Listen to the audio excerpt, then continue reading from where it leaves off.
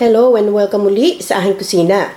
Gagawa tayo ngayon ng chocolate cupcake or chocolate muffin with cream cheese filling. So, here are the following ingredients. Meron tayong plain flour or all-purpose flour, sugar, cocoa powder, baking powder, baking soda, salt, vanilla powder. Kung wala kayong vanilla powder, pwede na yung liquid extract. So, meron din tayong eggs, meron tayong milk, oil, and hot water. So, para naman sa ating cream cheese filling, meron tayong soft cheese at icing sugar. So, ang lahat ng ingredients at exact measurements, makikita nyo ang link sa description box. Paki-check na lang. So, ang ating first step, i-cream lang natin yung ating cream cheese.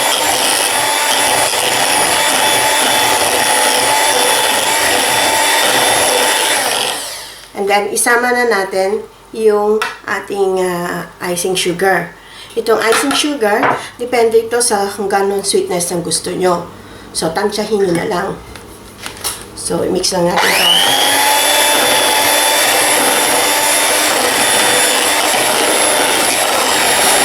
Ito na yung ating cream cheese. So, ilagay lang muna natin ito sa fridge habang magbe-bake muna tayo ng cupcake para lumamig lang siya. So, ang ating first step, magpe-preheat na tayo ng oven sa 175 degrees Celsius or 350 degrees Fahrenheit. Mag-prepare na tayo ng tray with lining paper or cupcake cases. Ang ating next step, dito sa ating bowl, sinif ko na itong all-purpose flour.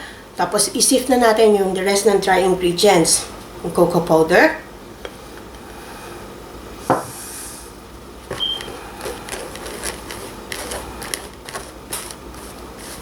para hindi siya lumpy.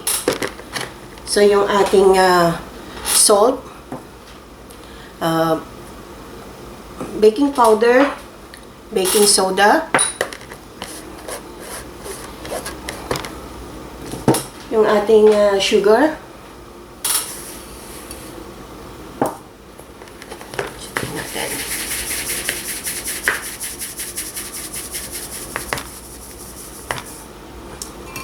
then, haluin lang natin. So, make sure na well mix ang ating dry ingredients.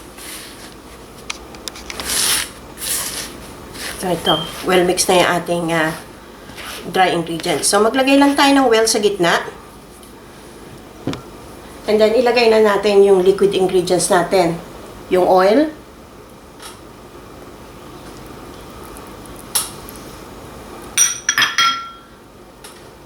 yung ating milk,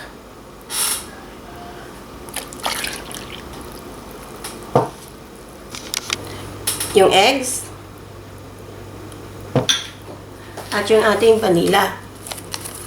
So, kung meron kayo ng vanilla extract, yun ang gamitin nyo. And then, imimix lang natin to using a hand mixer. Kung wala kayong hand mixer, pwede na yung ating ordinary whisk.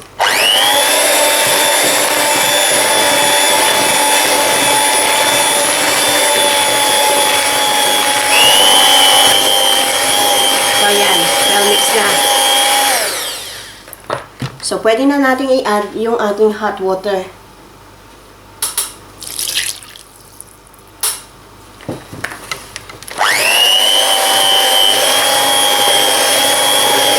So, continue lang natin to hanggang maging well-mixed na o well-blended na yung ating ingredients. Make sure na i-scrape nyo yung bottom. Minsan hindi nakukuha. So, para wala tayong buo-buo. So, ayan. Smooth and lump-free na ang ating mixture. So, magpo-proceed tayo sa next step. Yung ating cake batter, nilagay ko lang dito sa isang jug para mas madali siyang mag-transfer dito sa ating tray.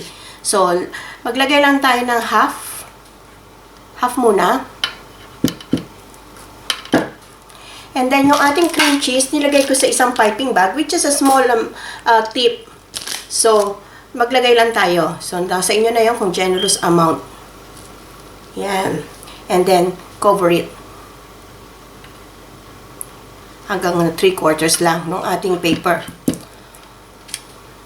again, half. And then, lagay natin yung cream cheese. And then again, yung... So, tuloy lang natin itong procedure na to hanggang matapos natin lahat. Ayan.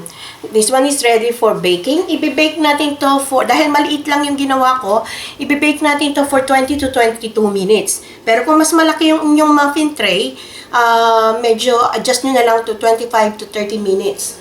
So, depende sa laki ng ating muffin tray. So bake na natin to. So, eto na yung nagawa nating cupcake after 22 minutes. So, ipalamigin lang natin to completely bago natin i-serve. Ito na ang ating chocolate cupcake with cream cheese filling.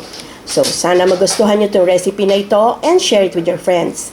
Hanggang sa susunod kong video, magkita-kita ulit tayo. Salamat! Bye!